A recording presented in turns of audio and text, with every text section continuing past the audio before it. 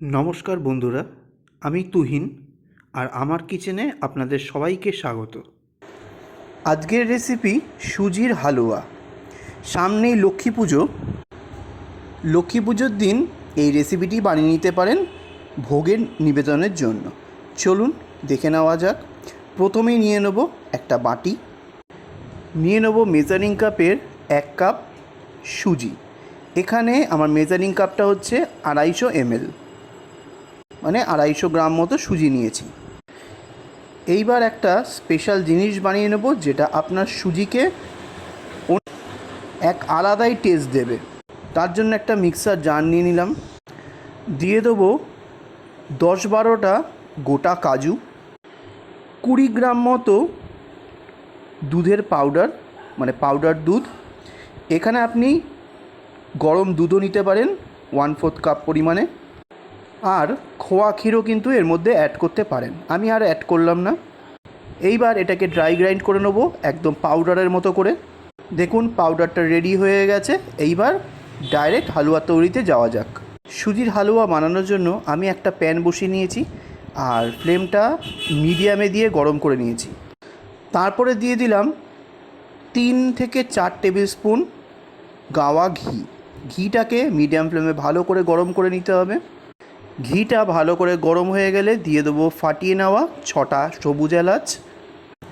কিছুক্ষণ এলাচটাকে একটুখানি ঘিয়ের মধ্যে ভেজে নেওয়ার পর দিয়ে দেবো 1 কাপ মতো সুজিটা। এইবার ফ্লেমটা লোতে দিয়ে সুজিটাকে ঘিয়ের সাথে কন্টিনিউ রোস্ট করতে হবে যতক্ষণ না পর্যন্ত সুজির কালারটা চেঞ্জ হচ্ছে। দেখুন সুজির কালারটা প্রায় চেঞ্জ হয়ে গেছে। আমি 5 মিনিট মতো লো ফ্লেমে রোস্ট করে নিয়েছি। এইবার দিয়ে দেবো যে গুঁড়ো দুধ আর কাজুটা আমি গুঁড়ো করে রেখেছি এবার এটার মধ্যে। এবারও এটাকে দিয়ে 2 মিনিট মতো একটু রোস্ট করে নেব।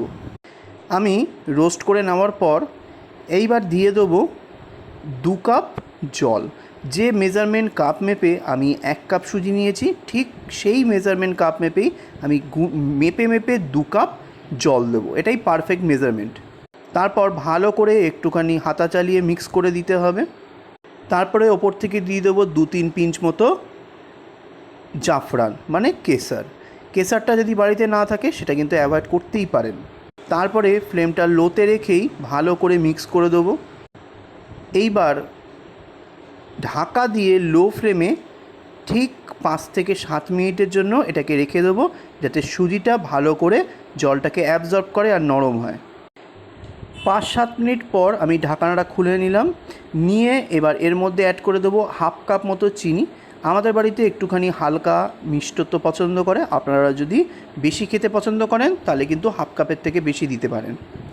এইবার ফ্লেমটা কিন্তু এই মুহূর্তে আমি অফ করে দিয়েছি। এইবার চিনির সাথে সুজিটাকে ভালো করে মিক্স করে দিয়ে এই যে কড়াইয়ের হিটটা রয়েছে আর সুজির মধ্যে হিটটা রয়েছে, এই হিটেই চিনিটাকে গলাতে হবে। দেখবেন চিনিটা একটু পাতলা হয়ে যাবে।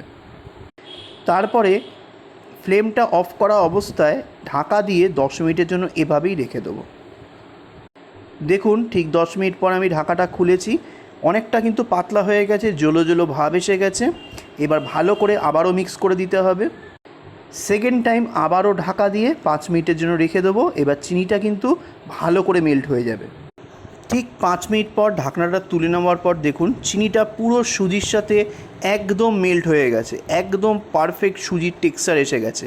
ঠিক এভাবেই কিন্তু বানাবেন, তাড়াহুড়ো করবেন না, তাহলে কিন্তু কড়াইয়ের তলা লেগে যাবে আর সুজি কিন্তু পারফেক্ট হবে না। পুরো চিনি কিন্তু গলে গেছে, 1 ফোঁটা চিনি কিন্তু দানা দানা নেই। এই কড়াই আর এই সুজির গরমেই চিনি পুরো মেল্ট হয়ে গেছে। হাত দিয়ে তুলে দেখাচ্ছি কত সুন্দর, বেশ নরমও হয়েছে কিন্তু বেশ দলা মতো হয়ে যাচ্ছে। এভাবে কিন্তু আমি বরফি করেও কিন্তু শেপ করে নিতে পারবেন, সুবিধা হবে।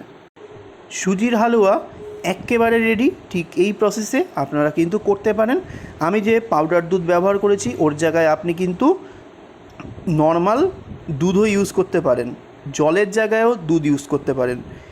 কাজু পেস্টের সময় 1 কাপ দুধ আর এই সময় আরও 1 কাপ মেশালেই কিন্তু জলের জায়গায় দুধের অ্যাডজাস্টমেন্ট হয়ে যাবে। রেসিপিটা ভালো লাগলে অবশ্যই সাবস্ক্রাইব করে বেল আইকন ক্লিক করতে কিন্তু ভুলবেন না যেন। আজ আসলাম নেক্সট দিন আবারও একটা ভালো ভিডিও নিয়ে আপনাদের সামনে তুলে ধরব।